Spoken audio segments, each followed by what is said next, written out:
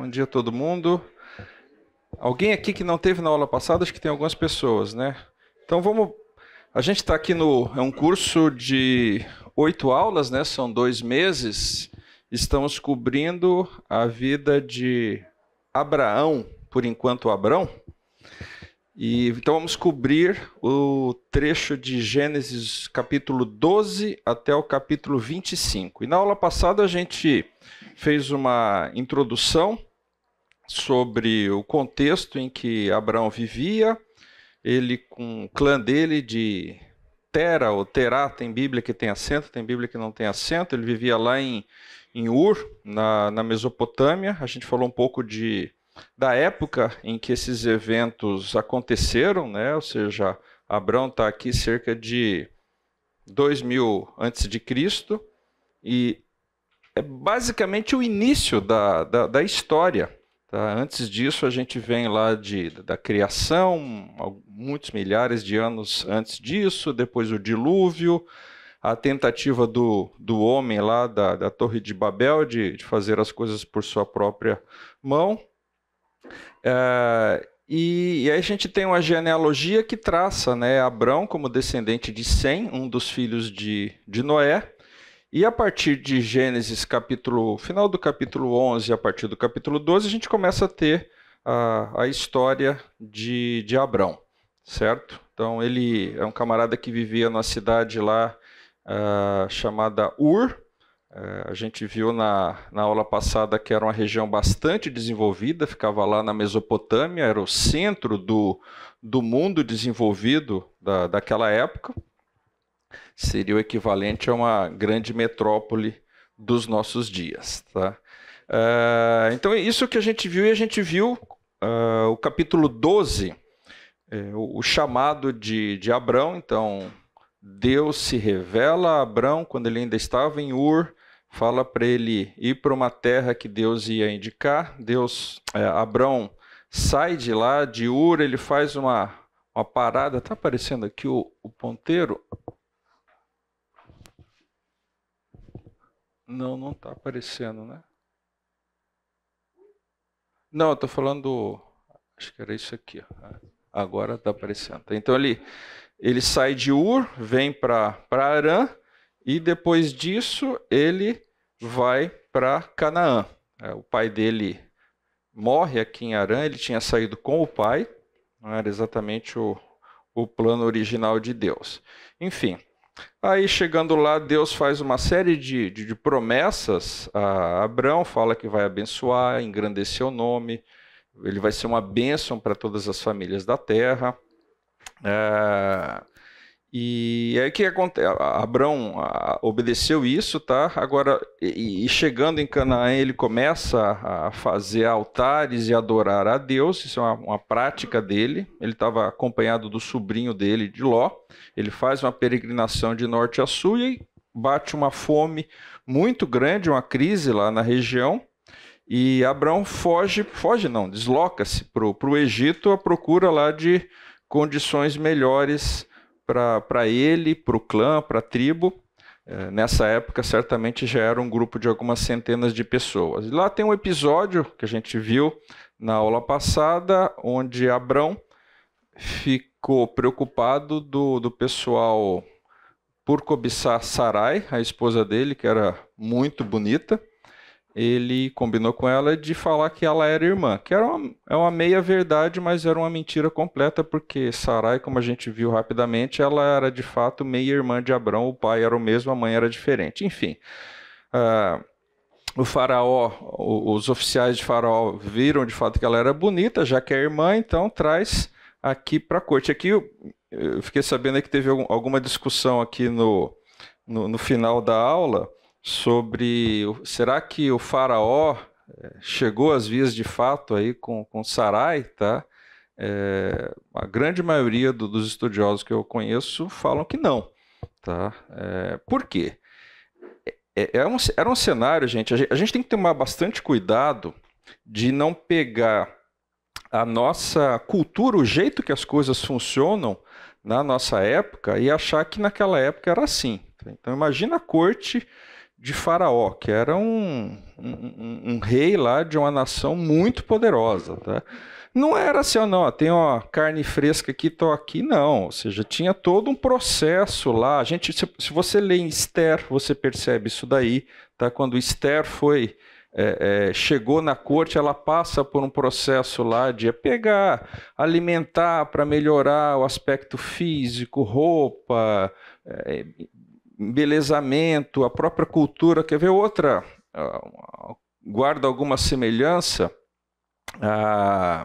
Quando Daniel vai lá é capturado, tá? Lembra o ritual da comida que eles estavam dando para os jovens, para eles ficarem com boa aparência? Ou seja, certamente teve um processo aqui de trazer, digamos assim, de incorporar Sarai na corte de Faraó, e foi nesse período aí e que Deus começou a castigar Faraó. Faraó, de alguma forma, não se sabe se foi uma revelação, enfim, o que aconteceu, mas Faraó se deu conta do porquê daquelas coisas que estavam acontecendo no reino dele. Eles vão investigar e ele chega e descobre que, de fato, Sarai era esposa de Abrão. Tá?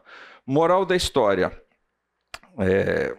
o Faraó, muito com medo, né, de saber que Abrão era alguém próximo de Deus, ele estava vendo lá o que estava acontecendo no reino dele, ele manda Abrão embora. Os presentes que ele tinha dado para Abrão ficam com Abrão. Cara, vai para longe de mim, quero distância disso daí, não quero problema, tá?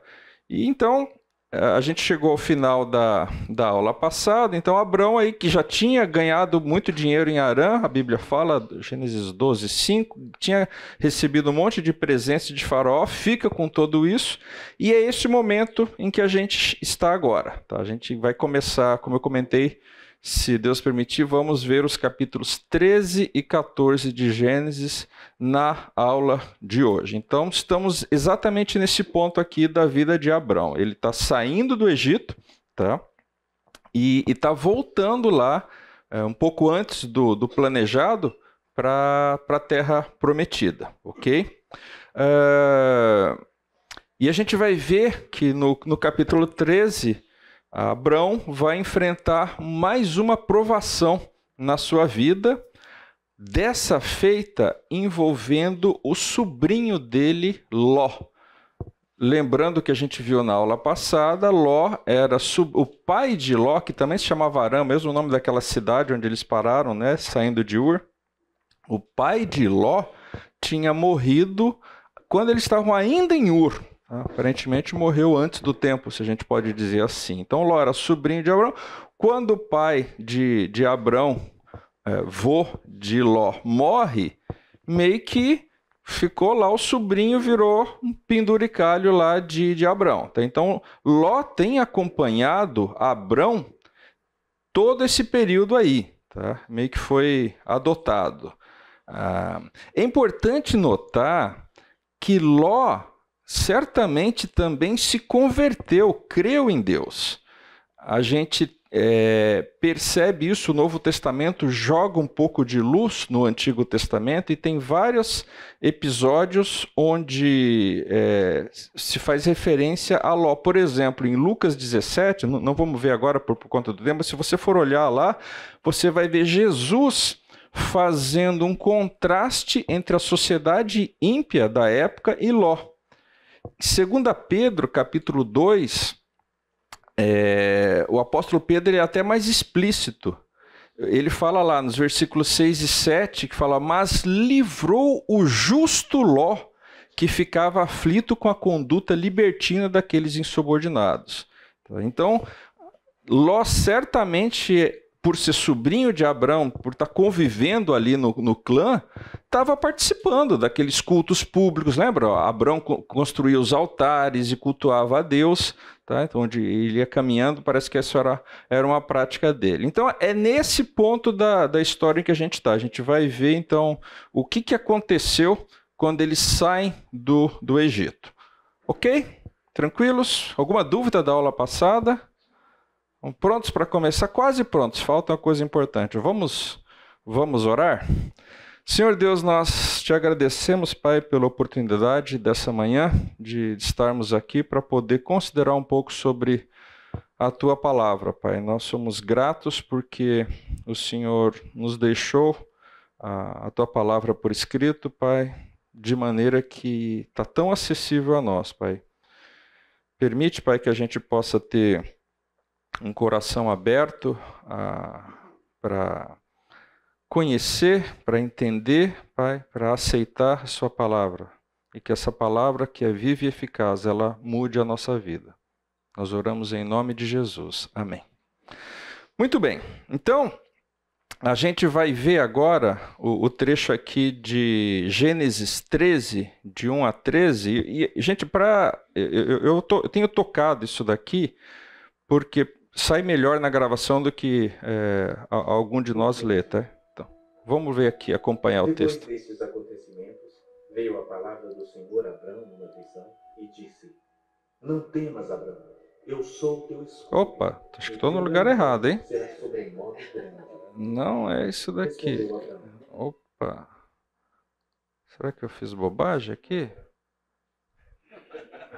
Acho que eu fiz bobagem, né? É aula 2, amigo, não é aula 3.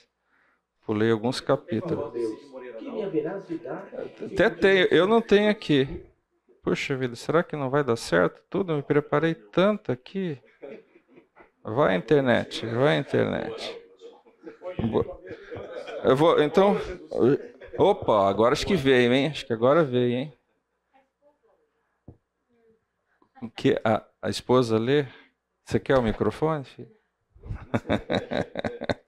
A internet está devagar, quase parando aqui. Bom, deixa eu ler aqui então. Gênesis 13, capítulo 1. Saiu, pois, Abrão do Egito para o Neguebe, ele e sua mulher e tudo que tinha, e Ló com ele, como eu tinha comentado, né? E era Abrão muito rico, possuía gado, prata e ouro.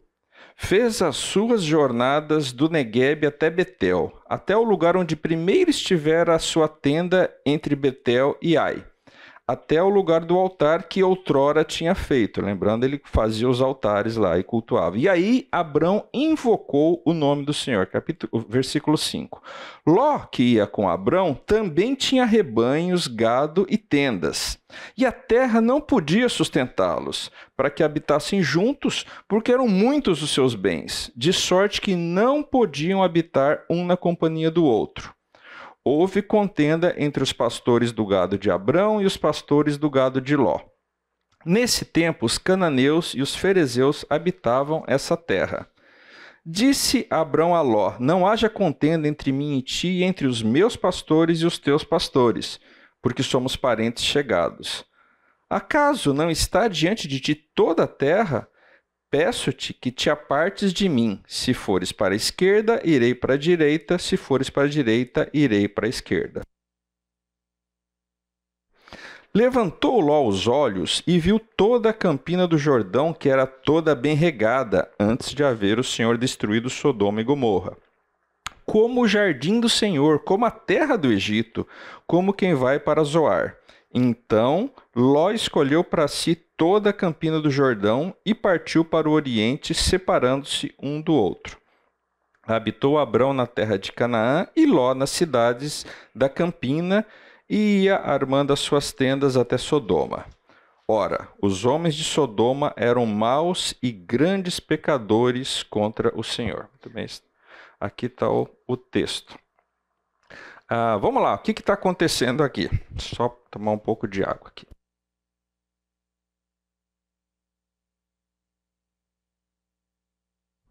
Muito bem. Então, estão saindo lá, a tribo lá, o clã está saindo do Egito, tá? Fazendo o caminho de volta. Então, vão lá, passam pelo Neguebe, e Ló junto com Abrão. Repara no versículo 5 que eles estavam juntos, mas eles tinham, cada um tinha seu gado, suas tendas, ou seja, as posses deles eram separadas. No versículo 2 é citado ouro e prata. Se você olhar no texto, aí provavelmente adquiridos no Egito. Tá? Isso daí não é citado no capítulo 12, como os presentes que Faraó deu, mas na história aprende-se que a mineração desses metais já acontecia naquela época lá no Egito. Tá? O versículo 2 também fala que Abraão era o quê? De grana. O que fala aí no versículo? Muito rico. Tá? Aqui, de novo, a gente está aproveitando aqui o que os estudiosos conhecem sobre o tema. Um sheik naquela região, naquele contexto, naquela época, ele era considerado rico, não sei, porque riqueza é um negócio meio que subjetivo, certo? Você, na nossa situação aqui, se você vai lá para o Nordeste, lá, ou seja, para uma região mais pobre, a grande maioria de nós aqui é considerada rica, tá? Se você for para Beverly Hills, tá? A grande maioria de nós aqui vai ser pobre, tá? Ou bem classe média baixa, tá? Enfim, então isso é... O que é ser rico na época? Naquela época, um sheik era considerado rico se ele tinha entre 100 e 200 tendas, tá? De 60 a 100 camelos e 1.000 ovelhas e bodes. Então, um camarada que tinha essas coisas aqui era considerado rico. Tá? Detalhe, que tendas? Tendas está relacionada à quantidade de gente que está envolvida com o teu clã, a tua tribo aí. Então, ou seja, os empregados, as pessoas, os filhos. Tem a ver com... Se a gente fosse comparar com uma empresa, tá? Isso daí seria quantos funcionários tem na empresa. Isso era um sheik rico. O versículo 2 fala que Abraão era muito rico, então provavelmente ele tinha essas coisas todas multiplicadas aí por 2, 3, 4, 5 por algum fator. Tá? Então fala aí, no versículo 3 fala que ele foi para o Negueb, que é aquela região mais ao sul, certo? Uma região desértica, e ele vai subindo. Depois do Negueb fala que ele foi para Betel, um dos lugares que ele tinha parado lá no capítulo 12, quando ele vem de Arã, ele passa por Siquém, depois ele desce para Betel. Tá? Então ele também que ele está fazendo o caminho de volta. Tá? Em Betel ele já tinha feito um altar antes. E o versículo 4 aí diz para a gente que Abrão continua se relacionando com Deus. Lê aí que ele fez um culto lá, fez um momento lá, usou o altar que ele já tinha feito antes e fez um culto, como a gente comentou, o culto lá envolvia sacrifícios, ele provavelmente ministrou a palavra de Deus, mais para frente a gente vai ver que Abraão é chamado de profeta, tá? Agora, ele tinha motivos para cultuar a Deus? Certamente, tá, gente? Olha, o cara foi para o Egito, meio que na força do próprio braço, usou um estratagema humano, foi pego, levou uma invertida do faraó, mais um caso do ímpio corrigindo o crente, saiu de lá vivo, com a mulher intocada, saiu mais rico ainda, então está voltando lá para a terra prometida. Ou seja, ele fez as coisas meio que de atravessado, mas o resultado final foi muito bom. Então ele tinha muito que agradecer a Deus. E também, Abrão não era um picareta, assim como pode sugerir isso daí que fez tudo de cabeça pensada, tá? Certamente ele aprendeu com a lição. Então ele tinha não só gratidão para expressar a Deus, como a própria contrição de reconhecer que ele tinha pisado na bola. Tá? Mas enfim, então voltamos agora do Egito, chegamos na Terra Prometida aqui. Agora tem o problema da bênção. Né? Problema da bênção, né? O que é o problema da bênção? Gente, muitas pessoas ficam atrás de recursos materiais achando que não vai ter mais problema na vida delas. Se você tem alguma proximidade com gente que tem muitos recursos, você sabe que isso não é verdade. Tá? E aqui a gente tem Abrão, que já estava bem rico, Ló, que estava junto com ele, e no versículo 5 fala que Ló também era rico. Fala que cada um, aqui não tinha comunismo, tá? Ló aproveitou, foi no vácuo do tio, digamos assim, e foi enriquecendo também. Aqui já tem uma lição para nós, tá? Ou seja, anda perto de gente abençoada, quem sabe sobra um pouco para você também. Foi o que Ló fez, tá? Então Ló também tinha muitas coisas. E repara, eles tinham ido para o Egito por quê? Fome, tá? Não ficaram muito tempo no Egito, porque tiveram que voltar meio que correndo, tá? Então, possivelmente, ainda havia escassez lá na região. Então, 2 caras com muito gado, com muito servo, com muita necessidade de recurso, numa região que não está uma Brastemp.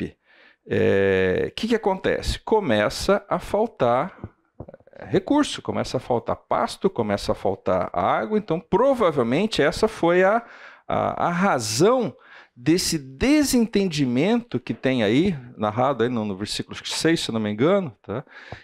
Entre os pastores lá, os servos. Tá? Então, falou, olha, puxa, eu posso, mas já estou tomando o gado, estou tomando água, mas não cabe o meu, mas eu cheguei antes, mas fui eu que cavei, enfim. Começou a ter esse desentendimento, não entre Abrão e Ló, mas entre os empregados deles. Tá? E tem um detalhe no versículo 7 aí, que parece solto, né? No meio do nada, fala, os cananeus e ferezeus habitavam a terra. Não está escrito isso aí no versículo 7? Tá? Por que isso está colocado aí? Porque já tinha gente lá, ou seja, não é que eles chegaram num lugar que não tinha ninguém. Não, cara, tinha que disputar pasto, água, recursos em geral, com gente que já estava lá. Chega gente com um monte de gado lá, um monte de pessoas. Pessoas também demandam recursos, certo? E vão ter que disputar com os povos que já estavam lá. Não é uma informação solta, é uma dica para a gente. Então, surge esse conflito aí, e aí a gente vê a postura de Abrão. Tá? Repara que Abrão toma a iniciativa, e aqui a gente percebe uma outra postura de Abrão. Parece que ele é uma outra pessoa de fato. Quando ele foi para o Egito, repara que ele procurou tomar vantagem da situação. Desde o fato de ir para o Egito, a questão lá da postura com Sarai, ou seja, ele queria tirar vantagem. Aqui, não. Abrão, que era o líder lá, certamente ele era quem tinha prioridade. Olha, se tem conflito, tem que separar as coisas, Abrão teria a primazia, a prioridade. Não, eu vou escolher você, Ló, você fica com o que sobrar. Eu sou o principal aqui. Mas ele não faz isso. Ele cede para Ló, para o sobrinho dele, o direito de escolha. Ele fala, olha, escolhe. Você quer ficar aqui, ali, acolá, você escolhe. Se você for para a direita, eu vou para a esquerda. Tá? Um detalhe interessante, a gente tem muitas versões de Bíblia, tá? Na NVI tá, vamos nos separar. Tá? O original do hebraico, ele é mais direto, é mais forte. A Ara, acho que está aparte-se de mim. O ponto não foi uma sugestão de Abrão. Abrão viu a situação e falou, Ló, vamos separar. É meio que uma ordem dele. Tá? Então, acho que isso é importante. Ou seja, a postura de Abrão é uma postura muito diferente de alguém que está falando, até como dono da terra. Fala, olha, se você quiser ir para a direita, eu vou para a esquerda, escolhe o que você quiser. Tá? Por quê? Abrão, com essa postura, mostra confiança na promessa de Deus. Meio que ele talvez estivesse pensando assim, escolhe o que você quiser, porque o final das contas vai ser essa terra toda, vai ser dos meus descendentes. Mesmo a terra que você escolher. Lembrando, Ló era parente, mas não era descendente. Ló era sobrinho, era filho do irmão dele. Então, a promessa não incluía Ló. Tá? E A gente percebe aí, gente, um Abrão confiante, um Abrão generoso, certo? O fato de ter deixado Ló escolher antes. E esse digamos assim, é uma ilustração muito prática para a gente daquilo que fala... O que é a fé em Hebreus 11? Em Hebreus 11 fala que a fé é a certeza das coisas que a gente espera e a convicção de fatos que a gente não vê. Foi exatamente essa a postura de Abrão. Então, um dos motivos pelos quais ele é chamado de o pai da fé. Se ele deu uma pisada na bola no capítulo 12, aqui ele fez um gol. Tá?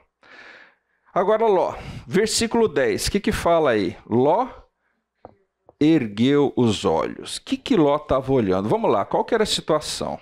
Estamos aqui, uma crise, conflito, falta recurso, escolhe.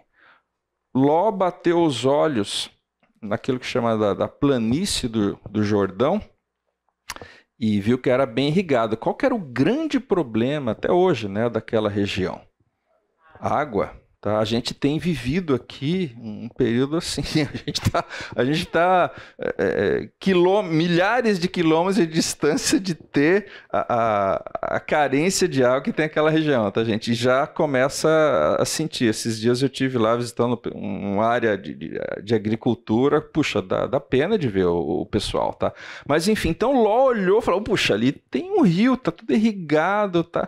Cara, é para lá que eu vou, tá? Agora, o versículo 13 já faz uma advertência aí, tá? O que fala no versículo 13?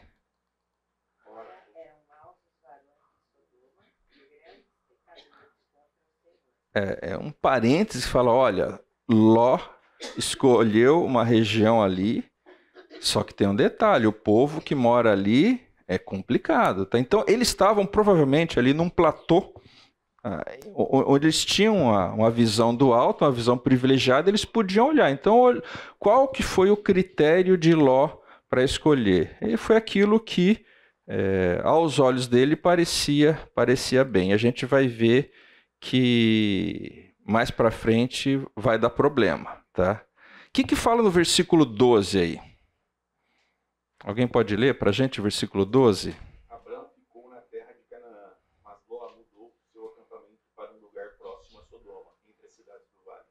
Mudou o acampamento para um lugar... Esses caras não moravam em cidade, tá? De novo, eles eram nômades, tinham... ou seja, mas ele já montou o acampamento dele perto da cidade. A gente vai ver nos próximos capítulos que há uma progressão, tá?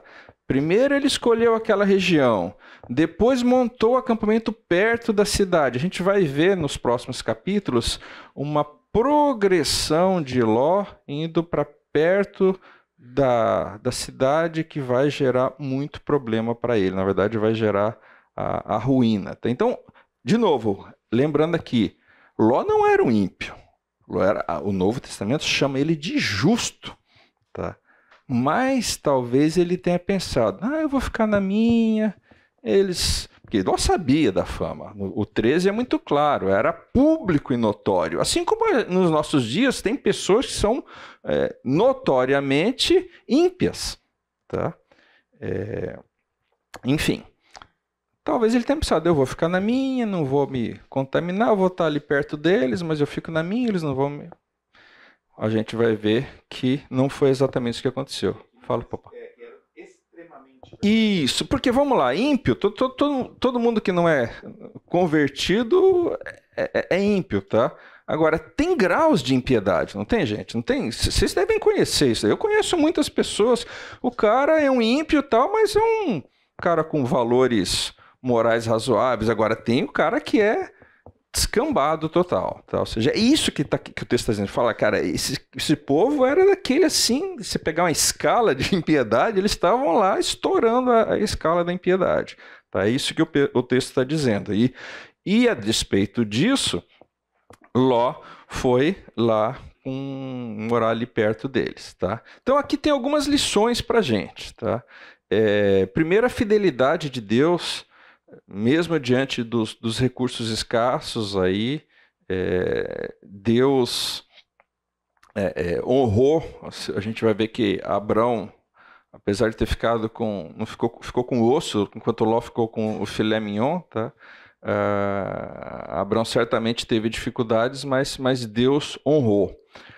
Outra coisa, claramente aqui, esse texto já começa a alertar para a gente dos perigos dos habitantes da terra aí. Tá? Detalhe, não era uma coincidência o fato de Sodoma e Gomorra estarem na região mais bonita. Tá? E a gente vai ver, e talvez você perceba no nosso mundo também, que muitas vezes os ímpios ou os extremamente ímpios estão ali nas regiões, nos locais mais atraentes. Ló caiu na armadilha, tá, gente? Lembrando também, para quem que foi originalmente, para quem que Moisés escreveu Gênesis? O povo que estava saindo do Egito estava em vias de entrar ali na Terra Prometida. E tinha uma série de mandamentos que eles iam receber de Deus, falando, não casa, não se associa, não se junta. Então, esse texto está aqui como alerta para eles e como alerta para a gente hoje. Perigos da gente se associar com o mundo, tá? No casamento, no trabalho. Pode ser que surja uma oferta de emprego interessante, mas, puxa, será que o ambiente é conveniente? Na minha área, eu já tenho alguns lugares que eu falei, puxa vida, complicado trabalhar lá. A cultura que tem lá é uma cultura complicada, tá? Fico muito preocupado quando vejo jovens aí daqui da igreja começando a namorar alguém que não é crente e tal. A gente tem que tomar muito cuidado com isso daí, tá? Outra coisa, um exemplo positivo aqui de Abrão, de decidir com base na promessa de Deus. A decisão dele de ser generoso com Ló certamente foi baseada na certeza de que Deus ia dar a terra para ele. Ok? Muito bem. Comentário, dúvida? Ló? Ló. Eu creio que sim, porque no 13 fala que era notório isso daí, né? E se não sabia, quando chegou ali perto, descobriu, né? Porque a gente vai... Eu tinha pensado, o tempo está correndo mais rápido do que eu imaginei, mas depois eu vou fazer um comentário sobre o que era o pecado de Sodoma e Gomorra. Na verdade, a gente vai estudar isso daí um pouco mais para frente, mas era certamente alguma coisa evidente, tá? Bom, vamos lá. Dando sequência aí, Gênesis 13, 14 a 18. O que acontece na sequência aqui? 14. Disse o Senhor a Abrão, depois que Ló se separou dele. Deixa eu botar o texto aqui na tela, quem sabe ajuda, tá? Ergue os olhos e olha desde onde estás para o norte, para o sul, para o oriente, para o ocidente. Aqui eles provavelmente continuam no mesmo lugar, num platô elevado, tá? Então ele tinha uma visão, assim, sabe quando você vai lá para Monte Verde, né? Sobe lá naquele morro lá, você consegue ver dezenas de quilômetros à distância, alguma coisa assim, tá? Porque toda essa terra que vês, eu te darei a ti, a tua descendência para sempre. Farei a tua descendência como o pó da terra, de maneira que se alguém puder contar o pó da terra, então se contará também a tua descendência. Levanta-te e percorre essa terra no seu comprimento e na sua largura, porque eu te darei.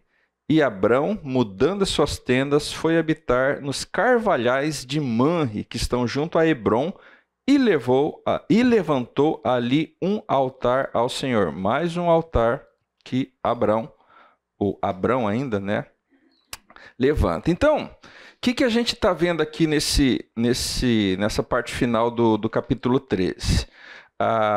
Essa aqui é a terceira aparição que Deus faz, que pelo menos que é narrada, tá? Repara, já fazia vários anos que Abrão tinha saído de Ur, então não era que todo dia Deus aparecia para ele, não é isso que nos dá a entender o texto bíblico, tá?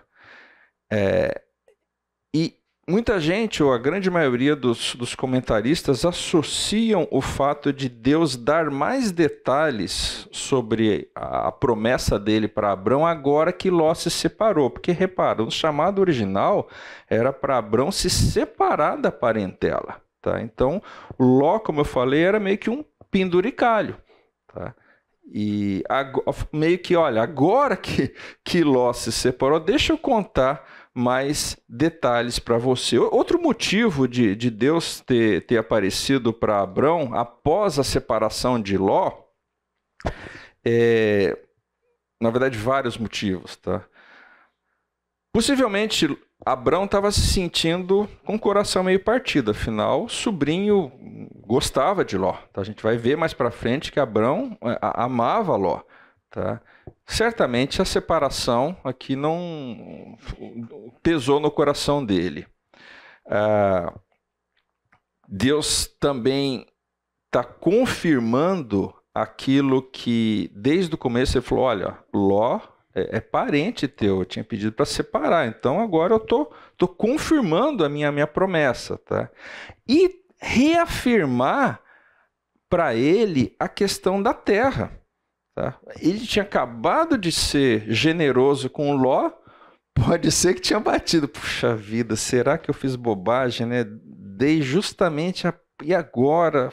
Deus está para... Não, cara, fica tranquilo, vai ser tudo isso daí. Inclusive, aquela parte que Ló escolheu, eu vou dar para você e para sua descendência. Então, o que Deus está detalhando agora aí, nesses versículos que estão relatados aí da aparição de Deus. Primeiro, alguns detalhes sobre a terra. Tá? Então ele está falando da extensão. Qual que é a extensão? Cara, até onde você consegue enxergar. Tá? Outra coisa que ele fala aqui, para sempre, isso não tinha aparecido. Deus já tinha falado que ia dar aquela terra para ele, mas o para sempre não tinha aparecido na história até agora. Tá? A gente vai ver mais para frente o que quer dizer esse para sempre. Na verdade, tem diferentes maneiras de se interpretar isso, de acordo com as diferentes linhas, até envolve escatologia aqui. O Vladimir está falando sobre isso agora, tá? As aulas estão no YouTube, certamente tem link entre essas coisas. Tá? Vai ser para sempre, mas não está falando que vai ser imediato. O tempo de Deus, ele muitas vezes é diferente, ou na maioria das vezes é diferente do nosso tempo. Tá? Deus detalha também algumas coisas sobre a descendência de Abrão. Tá? O que tem de novo aqui? Ele compara com os grãos de areia. Tá? Isso também não tinha aparecido. Mais para frente, no capítulo 15, ele vai comparar com as estrelas do céu. E aqui, gente, aqui é uma dica, tá? De métodos de estudo bíblico. Isso daqui, quando ele compara com os grãos de areia, isso é uma figura. Tem professor de português aqui ou não? Ou quem era bom em português? O que é isso? Figura de linguagem. Quando você utiliza a linguagem que não é literal, ela é figurada. Tá, mas assim, o exagerar, assim... Hipérbole, exatamente. O que é uma hipérbole em português? Hipérbole, cara, eu tô com tanta fome que eu comi um boi inteiro. É humanamente impossível uma pessoa comer 200 quilos de carne, que é o que tem um boi inteiro. Tá? Não dá. Tá? Mas o quê? Você exagera para enfatizar a tua fome. É a mesma coisa que, cara, vai ser tanta gente, porque provavelmente tem mais grão de areia do que habitante que vai na Terra inteira. Toda a história da Terra não tem tanto habitante assim. Enfim. Mas o que ele está querendo dizer? Vai ser muita gente. E Deus fala, cara, agora você vai andar na Terra, tá? Peregrinar. Por quê? Porque peregrinação marcava posse. Em especial, no caso de Abrão, que a gente já via que onde ele passava, um lugar novo ele chegava, ele construía o altar. Existia um costume antigo de quando um rei ia tomar posse de uma cidade, de uma região, ele caminhava. Tá? Tem a arqueologia descobriu isso daqui, no Egito, quando tinha uma transição de um faraó para o outro, existia um ritual chamado de circuito do muro. Então, o faraó, o novo faraó, ele dava em volta, ele andava em torno da cidade fortificada, onde era a capital da dinastia, meio que para quê? Agora eu estou tomando posse. Então, a ideia de Deus, a gente já sai pro intervalo, tá? A ideia de Deus falar para Abrão caminhar pela terra é justamente essa, cara, vai ser tudo teu, vai figurativamente tomando posse dessa terra, tá? E só para terminar aqui, aí surge no versículo 18 um nome, Manre. O que fala aí de Manre? Para onde que ele foi? Carvalhais, ou para os carvalhos de Manre. Manre não é uma região, vai aparecer mais para frente. Manre é uma pessoa, tá? Então era um líder lá de algumas cidades lá. Então eram carvalhais numa região que era de propriedade do Manre, que certamente Manre cedeu para Abrão ficar. Então isso é uma coisa interessante de falar.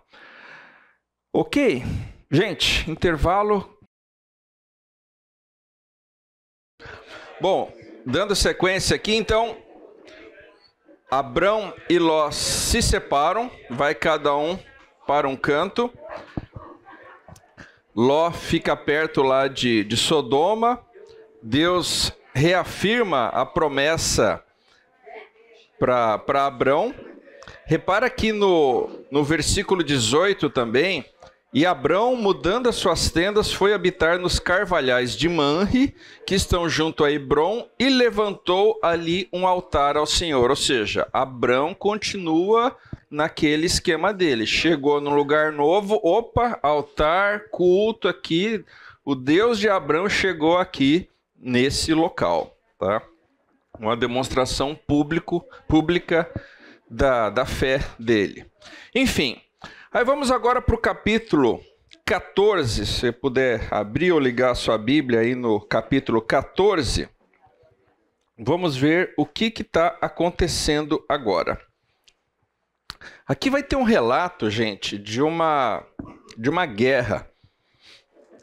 E na Bíblia está cheio de relatos de guerras, tá? Aqui uma curiosidade.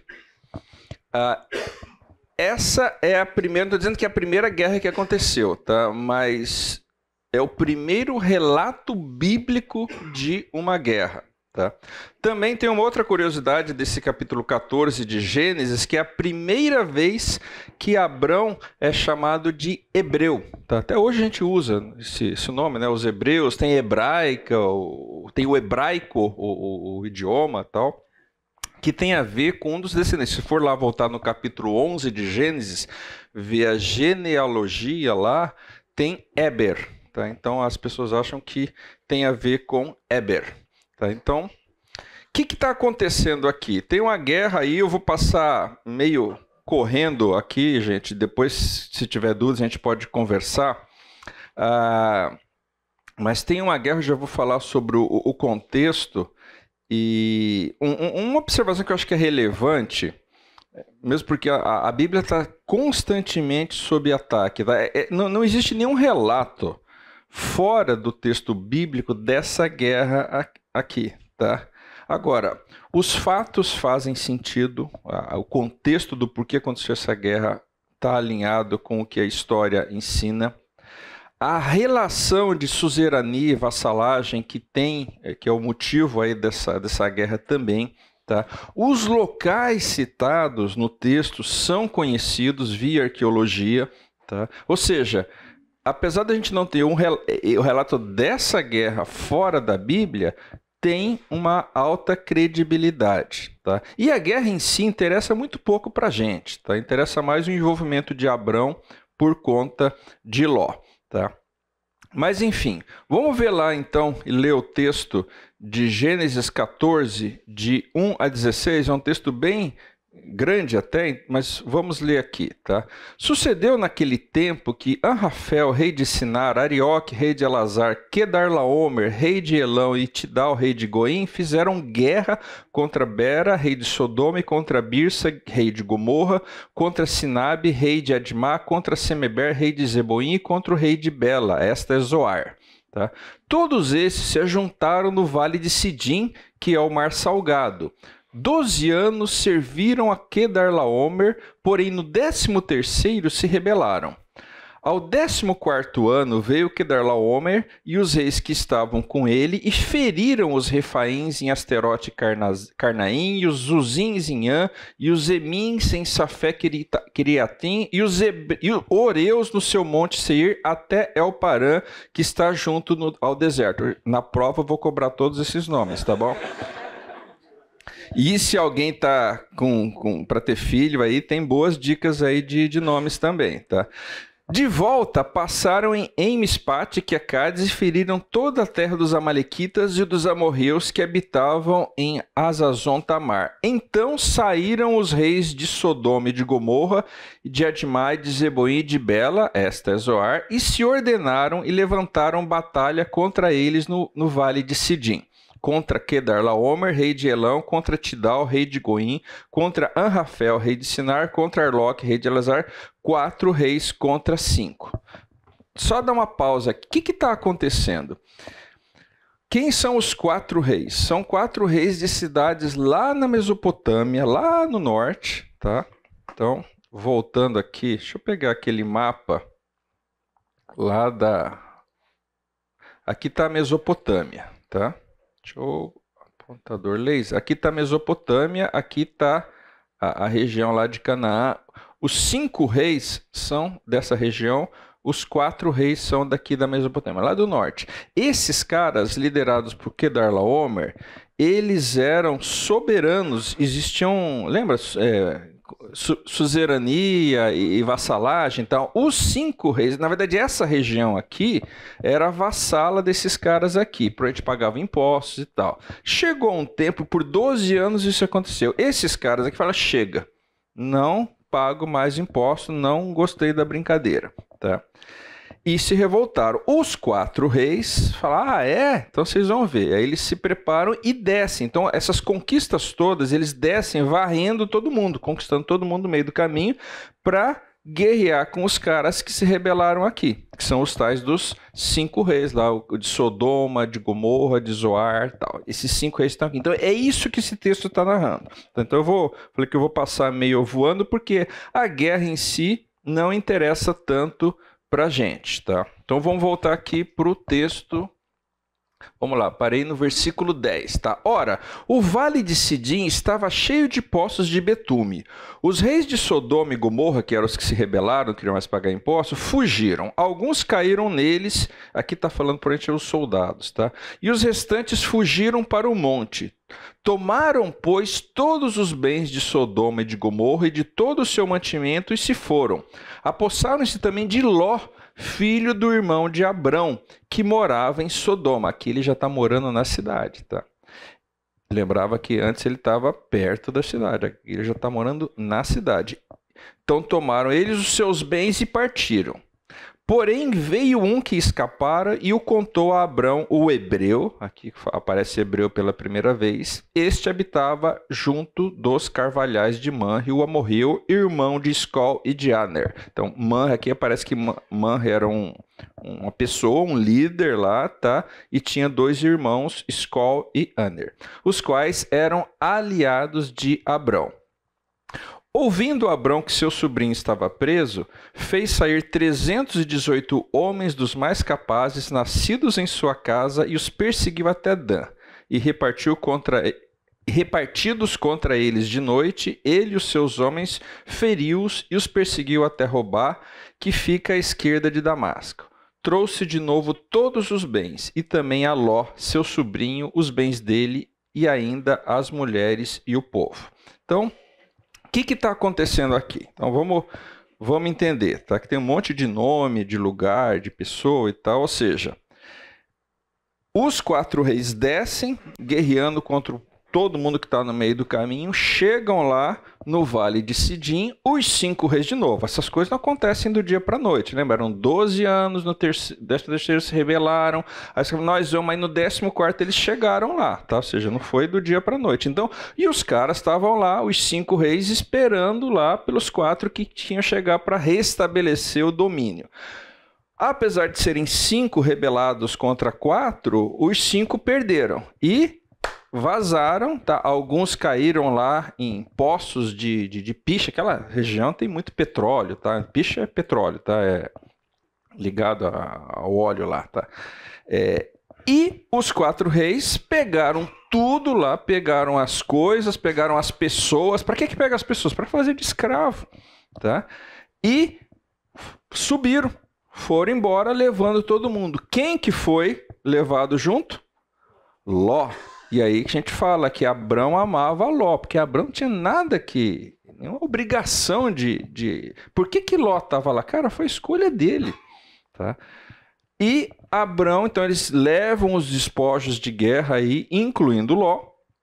E Abrão, ele vai atrás. Com quem? Ele fala aí desses aliados. Quem eram os aliados aí? Quem acha no texto aí os aliados aí também? Boas sugestões de nome. Skol, nome de cerveja, né? Só escreve diferente. Não tinha cerveja Skol? Não tem? Tem ainda. Eu não gosto de cerveja, então não... Mas enfim, aqui, gente tem uma dica de... Porque talvez é uma coisa que você se pergunte, tá? Como que Abrão, com esse bando de gente, de gado, de tenda, chegava numa região que a gente sabia que já tinha gente e se estabelecia lá? O que fala aí? Que eles eram o que de Abrão? Aliados. Então, provavelmente, tá, gente? Abrão chegava lá e não dava para chegar despercebido pelo tamanho da tribo, tá? Ele chegava lá com o líder local e fazia algum tratado, alguma aliança, tá? Falou, olha, cara, eu te pago alguma coisa, eu vendo carne de ovelha e pele mais barato para você. Ou seja, ele estabelecia algum tipo de relacionamento que permitisse ele, e não necessariamente estava brigando com todo mundo o tempo inteiro, tá? Então, Abrão fica sabendo dessa história aí e vai atrás dos caras. E aí tem alguns detalhes, tá? Que ele juntou 318 homens capazes. As traduções trazem traduções diferentes aí, tá? Uns falam capazes, outros falam treinados para a guerra. É um vocábulo que aparece só aqui. De fato, era alguém hábil para a situação aí, para ir atrás, para ir ter uma batalha, tá? Outro detalhe que fala é que eram nascidos em sua casa. Por que está aí? Porque não eram mercenários, eram pessoas que certamente demonstravam alguma lealdade. Aqui, isso daqui eu não estou de maneira nenhuma referendando, muito pelo contrário. Aqui, talvez você tenha ouvido falar campanha dos 318, não tem? Vem daqui esse número, tá? Por que 318? Por que não 320 ou 300, 350? Os 318 vêm daqui, tá? E por isso que eu tenho falado insistentemente com você que a tribo de Abrão não era pequeno, porque vamos lá, se daqueles que já não eram mercenários, foram contratados para a guerra, eles estavam lá, tinha 318 homens, tá? Se você fosse somar mulher, os criancinhos, os velhos, a gente está falando de muitas centenas de pessoas, não era um pessoal pequeno. Então juntou esses 318, mais os homens aí dos aliados, afinal foi os parentes, os primos, os vizinhos deles que foram levados cativos lá pelos reis da Mesopotâmia. Falou, me ajuda aqui, vamos pegar esse povo de volta, tá? Então, Abrão vai atrás deles e encontra eles em Dan, tá? Deixa eu ter um mapa aqui, só para ter uma ideia. É lá em cima, tá? Então, eles estavam aqui, perto de Hebron, tá? E foram encontrar os caras lá em Dan. Na época lá das 12 tribos, era a tribo mais do norte lá, dá coisa de 200 e tantos quilômetros. Tá? De novo, tá, a gente vai lendo um versículo, parece que ele foi ali e tal.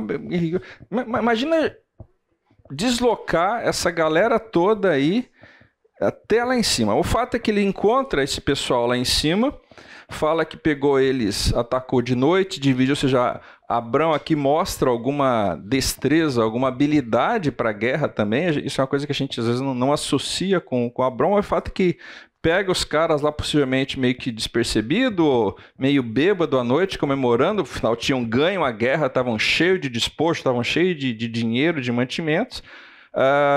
Ele tem vitória contra os caras vazam, ele ainda persegue os caras, que ele fala que vai encontrar com eles ao norte de Damasco, aqui tem mais uns 80, 90 quilômetros, ou seja, de perseguição, e os caras vazam de vez e Abrão recupera tudo o que as pessoas e os mantimentos e volta, tá?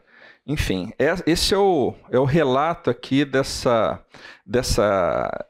guerra e desse resgate de Ló, tá? O que é interessante aqui a gente falar, tá? Bom, primeiro, a vitória e libertação. Certamente, Abrão só conseguiu essa vitória por conta de Deus estar do lado dele, tá? Porque era humanamente impossível. De novo, reparam, os reis vieram lá da Mesopotâmia derrotando todo mundo, tá? Então era até desproporcional. O que a gente tira de lição desse episódio aqui, tá? E de novo, lembrar para quem que esse texto foi escrito. Originalmente foi escrito lá para o povo lá saindo do Egito. Eles ficaram 400 anos no Egito e eles estavam para entrar numa terra e iam encontrar uma influência muito grande dos povos ao redor. Então eles precisavam recriar uma cultura deles. Então precisa ficar muito claro para eles que era complicado você fazer aliança lá como Ló, que se juntou a Sodoma, ao pessoal de Sodoma. Olha só o destino que Ló levou, tá?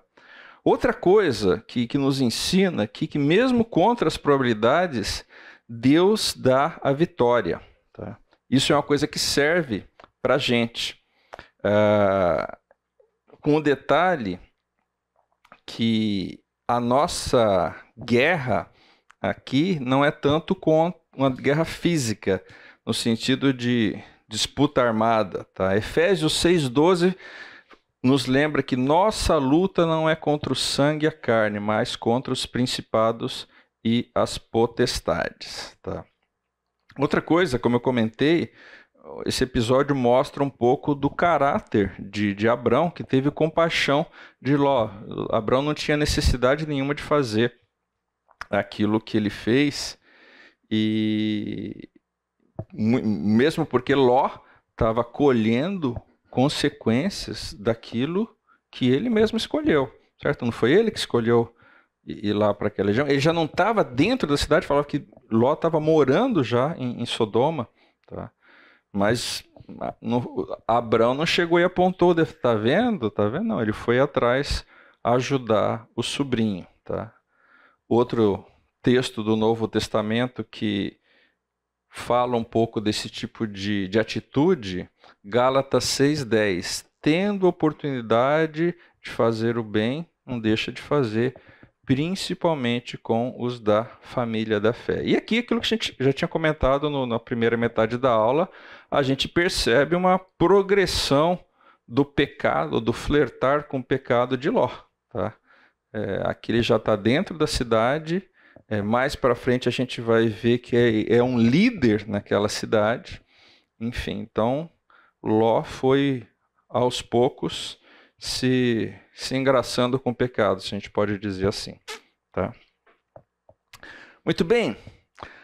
Agora a gente vai ver dúvidas, comentários. Foi bem corrido. Se alguém tiver dúvida, a gente pode conversar depois, mas a gente tem uma pauta grande para cobrir aqui, então estou acelerando por conta disso. Eu queria agora ver com vocês o trecho final do capítulo 14, a partir do versículo 17, onde surge essa figura interessantíssima de Melquisedeque. Ou seja, então Abrão, que contexto aqui? Abrão foi lá, ganhou, trouxe tudo de volta. 17. Após voltar o quê? De ir atrás lá dos 4 reis, tá? Após voltar Abrão de ferir Quedarlaomer e os reis que estavam com ele, saiu-lhe ao encontro o rei de Sodoma no vale de Savé, que é o vale do rei. Então aqueles reis, lembra que tinham nos poços lá, alguns tinham morrido, o de Sodoma certamente não morreu, tá? Então ele foi ao encontro de Abrão, tá? Afinal ele tinha ido resgatar as pessoas, as propriedades também da cidade dele, tá? Melquisedeque, rei de Salém, Salém depois vai virar Jerusalém, tá? Uma cidade ali relativamente próxima, tá? Melquisedeque, rei de Salém, que estava junto com o rei de Sodoma, trouxe pão e vinho. Era sacerdote do Deus Altíssimo. Abençoou ele a Abrão e disse: Bendito seja Abrão pelo Deus Altíssimo, que possui os céus e a terra. E bendito seja o Deus Altíssimo, que entregou os teus adversários nas tuas mãos, e de tudo lhe deu Abrão o dízimo. Abrão deu o dízimo para Melquisedeque. Então disse o rei de Sodoma a Abrão: Dá-me as pessoas e os bens ficarão contigo. Mas Abrão lhe respondeu: Levanto a mão ao Senhor, o Deus Altíssimo, o que possui os céus e a terra, e juro que nada tomarei de tudo que te pertence, nem um fio, nem uma correia de sandália, para que não digas: eu enriqueci a Abrão. Nada quero para mim, senão o que os rapazes comeram e a parte que toca aos homens de Aner, Escol e Manre, que foram comigo. Está faltando um D aqui, tá? Estes que tomem o seu quinhão. Enfim, vamos ver então o que está querendo dizer aqui esse trecho de 17 a 24. Vamos tentar esclarecer alguns pontos, tá? No versículo 17 fala que eles se encontraram no vale de Savé, tá? Que é o vale do rei, que tem esse nome por conta do encontro, e aparece essa figura aí junto com o rei de Sodoma de Melquisedeque, rei de Salém. Salém tem a ver com Shalom, tem a ver com paz, tá? Posteriormente, como eu falei, vai ser Jerusalém, fica ali entre Hebron e Betel, tá? Salém ficava no Monte Sião, o nome Sião veio depois, tá? E onde futuramente seria construído lá o templo de Salomão, tá? Melquisedeque, o nome Melquisedeque, no hebraico, na língua lá da região, significa rei de justiça, tá? Então fala um pouco aí do caráter dele no meio daqueles povos corrompidos. Existe alguma discussão, tem gente que acha que Melquisedeque era um descendente de Cã, um dos filhos de Noé que habitaram ali a região, tá? E no versículo 18, fala aí que ele era sacerdote. O que significa isso? Que ele ali, na cidade dele, onde era o líder, ele ministrava cultos ao Deus Altíssimo, tá? Ou seja, em meio àquele paganismo, aquela idolatria do entorno onde ele vivia, ele estava ali ministrando cultos. O que mostra para a gente que Deus não fica sem testemunho, tá? Muitas pessoas em muitos lugares recebem o conhecimento de Deus. A Bíblia não relata como que esse conhecimento foi preservado e chegou até Melquisedeque, tá? Mas o fato é que desde os tempos remotos havia culto a Deus. Em muitos lugares isso foi se perdendo, mas em outros lugares isso foi preservado. Então existia a figura lá de sacerdotes, de sacrifícios, e Moisés, posteriormente, vem organizar algo lá com leis e tal, de uma prática que desde lá do paraíso, lá, lembra Caim e Abel, que foram sacrificar a Deus, essa prática foi sendo preservada de alguma forma, ok? Tem uma coisa interessante também, que Melquisedeque traz para Abrão pão e vinho. Aqui a gente tem que tomar um pouco de cuidado para não fazer uma associação com a ceia. Tá? Eu vi gente falando que tem a ver e gente falando, olha, não, na verdade eram alimentos comuns lá na região. E qual que é a postura aqui de Melquisedeque? Pô, Abrão está vindo de batalha. Andou centenas de quilômetros, chegou aqui para devolver para o pessoal da região, devolver as pessoas, devolver as posses. O cara está cansado, então meio que, olha, estou fazendo um banquete aqui para você, porque você está precisando aí recuperar as energias. Tá? Então, me parece mais razoável não fazer essa associação, talvez ela fosse um pouco descabida aqui. Tá?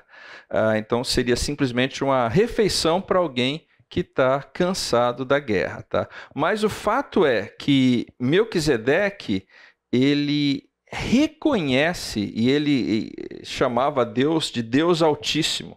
Tá? Ele reconhece, você vê no versículo 19, esse Deus Altíssimo como Criador dos céus e da terra, diferente dos povos da região. Tinha toda uma cosmogonia lá da origem do universo, sendo em função da atuação de diversos deuses. Então Melquisedeque fala, olha, esse Deus Altíssimo, ele é o Criador. Por que ele é o Criador? Se ele é Criador, ele é dono. E então ele tem essa capacidade de dar a vitória. E ele fala aí, deixa eu falar, olha, Abrão, você só foi vitorioso porque esse Deus Altíssimo deu a você a vitória. Então, Melquisedeque está reconhecendo naquele episódio a atuação desse Deus Altíssimo, de um Deus soberano. Tá? E, obviamente, Melquisedeque também reconheceu em Abrão um portador dessas promessas de Deus. Tá? As promessas não foram para Melquisedeque. Melquisedeque servia o mesmo Deus, que ele inclusive conhecia por outro nome. Abrão nunca chamou Deus de Deus Altíssimo. É uma expressão que vem aqui de Melquisedeque. Tá? Então, algumas curiosidades. Tá? No texto anterior eu falei que era o primeiro episódio lá onde foi registrada uma guerra, surgiu o nome de hebreu pela primeira vez. Aqui é a primeira vez na Bíblia que aparece um termo que a gente usa demais, que é sacerdote. Então, quando fala que Melquisedeque era sacerdote do Deus Altíssimo, é a primeira vez que aparece. Tá? E a primeira referência a Deus como Deus Altíssimo, que em hebraico é El Elyon. Tá? Outra coisa que aparece aqui pela primeira vez foi o conceito do dízimo. A primeira vez que aparece na Bíblia. Tá? Por quê? A arqueologia mostra que isso já era uma prática lá no Antigo Oriente. Esse pagamento de um tributo em torno de 10%, tanto a deuses, tá? Através de sacerdotes, quanto ao rei. Tá? Então, o conceito do dízimo aparece pela primeira vez aqui. E no versículo 20 aí, Abrão, ele faz o link entre Yahvé, o Deus que ele conhecia, tá? E o Deus Altíssimo. Falou, meio que são o mesmo. Repara que no versículo 22, Abrão usa os dois nomes. Então, e por que Abrão, então, deu o dízimo para Melquisedeque? Porque ele reconhece em Melquisedeque um sacerdote do legítimo Deus verdadeiro, tá? E reconhece até a superioridade de Melquisedeque. Tá? E para indicar que ambos, os dois, Abrão e Melquisedeque, eram servos do mesmo Deus. Tá? Então é isso que essa passagem está registrando aqui. Agora, meio que contrastando com a postura de Melquisedeque, que recebeu Abrão, trouxe lá uma refeição para ele, olha, banquete de boas-vindas, de retorno à terra, a gente olha agora a partir do versículo 21 até o versículo 24, a diferença de postura de Bera, o rei de Sodoma. Tá? Repara, Bera não agradece, né? Então disse o rei de Sodoma a Abrão: dá-me as pessoas e os bens ficarão contigo. Ou seja, não quis nem saber. Falou, cara, me dá de volta uma parte e a outra fica com você. Você não vê uma palavra de gratidão, é uma postura assim, até meio que arrogante, tá?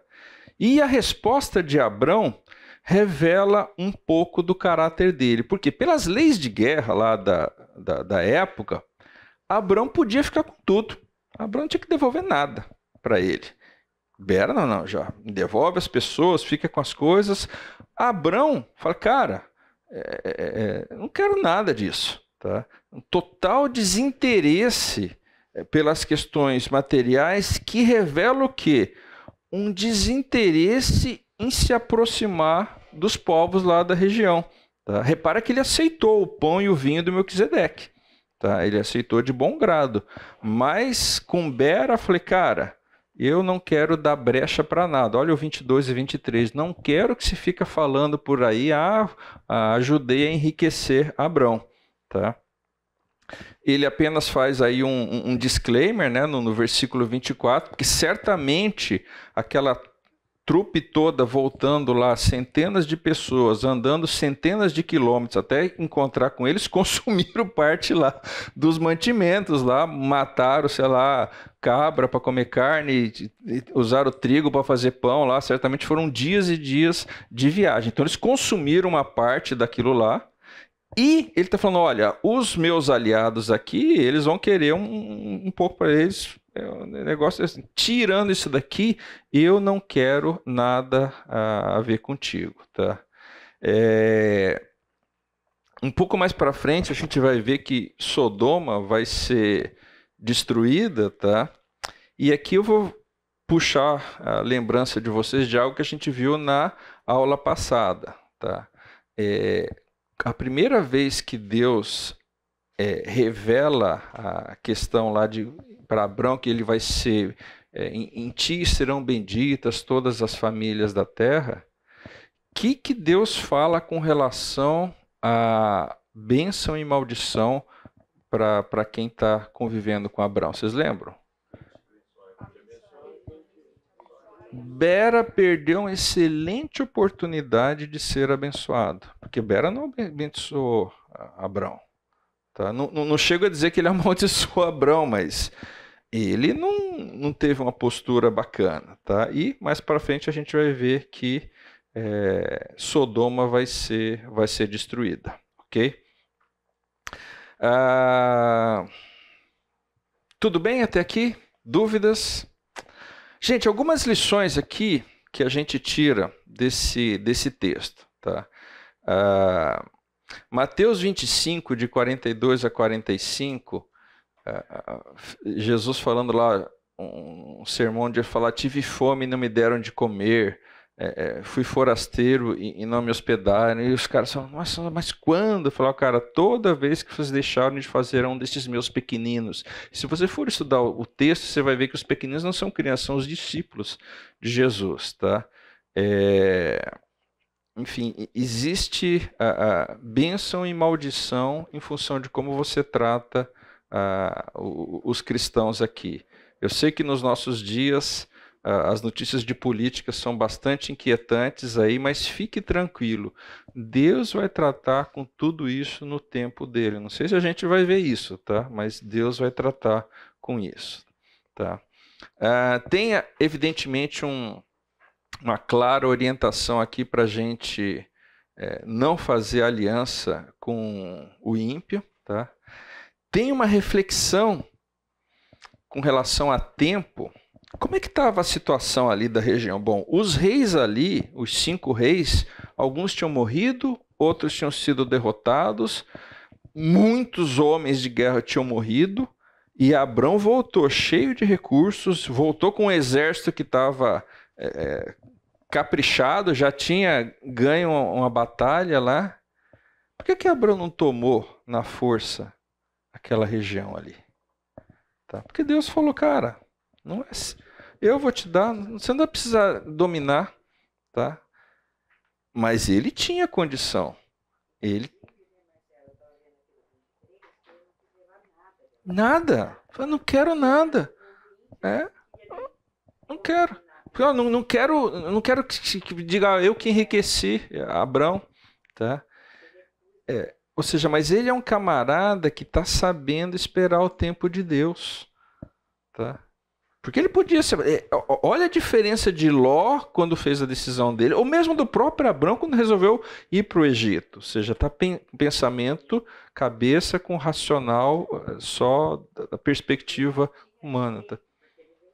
Sim, era tudo dele. Tá? Exatamente. Bom, uma outra lição é a introdução da figura do dízimo aí. Tá? Agora, o que chama muita atenção nesse texto aqui é a introdução de Melquisedeque aliando duas funções, se a gente pode dizer assim. Tá? Ele era rei de Salém, mas ele também era sacerdote do Deus Altíssimo. Tá? Abra, por favor, Salmo 110. Vamos ler aqui.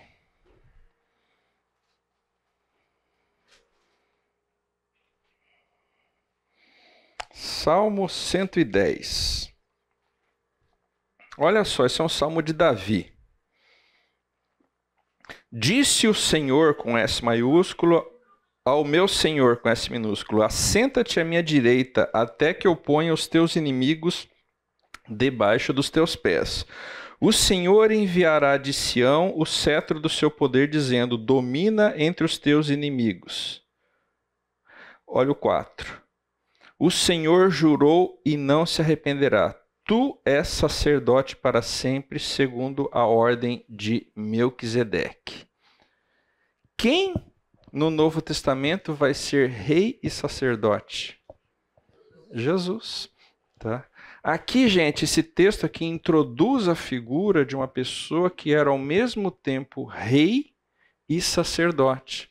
Tá? Que é uma coisa que não existia. Davi, nesse salmo, ele entende a figura de Melquisedeque representando o Messias, que era de uma ordem superior ao sacerdócio levítico. Levi nem apareceu na história ainda aqui, gente. Abraão, Isaac, Jacó, os 12 filhos lá. Levi está lá na frente. Tá? Olha também, vai lá agora para Hebreus. Tá? Hebreus capítulo 7. Paulo explicando, eu estou assumindo que Paulo que escreveu, o autor de Hebreus, para ser mais correto, né? Capítulo 7 de Hebreus. Olha lá. Porque este Melquisedeque, a partir do versículo 1, rei de Salém, sacerdote do Deus Altíssimo, que saiu ao encontro de Abraão, quando voltava da matança dos reis, e o abençoou, para o qual também Abraão separou o dízimo de tudo. Primeiramente se interpreta rei de justiça, depois também é rei de Salém, ou seja, rei de paz. Sem pai, sem mãe, sem genealogia, que não teve princípio de dias, nem fim de existência. Entretanto, feito semelhante ao Filho de Deus, permanece sacerdote perpetuamente. Tá? Considerai, pois, como era grande esse a quem Abraão, o patriarca, pagou o dízimo tirado dos melhores despojos. Ora, os que dentre os filhos de Levi recebem, ele continua falando. Tá? No versículo 3, quando ele fala que sem pai nem mãe, aqui o autor de Hebreus está fazendo um contraste. Por quê? Porque não é genial. Quando aparece uma pessoa, muitas vezes fala fulano de tal, filho de alguém, e aí muitas vezes fala, ele viveu e tal, e morreu com tantos anos de idade. Melquisedeque não fala com o pai, não fala da mãe, não fala do avô, não fala que morreu. Então, ele está fazendo, não estou dizendo que ele não morreu, não é esse o ponto, mas o fato de não estar registrado isso daí, meio que aponta para ele como não tem origem, não tem fim, ou seja, ele seria eterno. Melquisedeque é um tipo, é uma figura de Cristo, tá? Então, o autor de Hebreus está associando isso como a eternidade. Então, qual que é o porquê de estar Melquisedeque aparecendo nessa história aqui? De novo, é Deus começando a revelar um pouco do plano dele, tá? Aquilo que a gente falou. Quem que é rei e sacerdote eterno? Só existe um, que é Jesus Cristo, tá? E por isso que em Hebreus ele fala que o sacerdócio de Cristo é superior ao sacerdote levítico, porque ele é comparado com Melquisedeque, que veio muito antes disso. Então, esse é um texto importante porque introduz essa figura aí de Melquisedeque e mais para frente o Novo Testamento. De novo, olhem sempre para o Novo Testamento jogando luz no Velho Testamento, não o contrário. Tá? Então, a gente aparece aqui, essa figura, e certamente é um ponto muito importante nesse relato da vida de Abrão. Uma figura aponta para o mesmo. De novo, Deus está aos poucos começando a esclarecer o que mais para frente ele vai falar. Vai ter o episódio de Abrão com o filho, onde Deus manda sacrificar Isaac e tal, né? Que é mais uma figura de que do sacrifício, do que o Messias ia acontecer com ele, né? Enfim. Gente, vamos orar rapidinho para terminar? Senhor Deus, muito obrigado, Pai, por esse tempo aqui. Obrigado, Pai, pela Tua palavra. Dá-nos, Pai, a capacidade de compreendê-la, Pai, de esclarecer as nossas dúvidas, Pai. Despede-nos em paz. Eu te peço em nome de Jesus. Amém.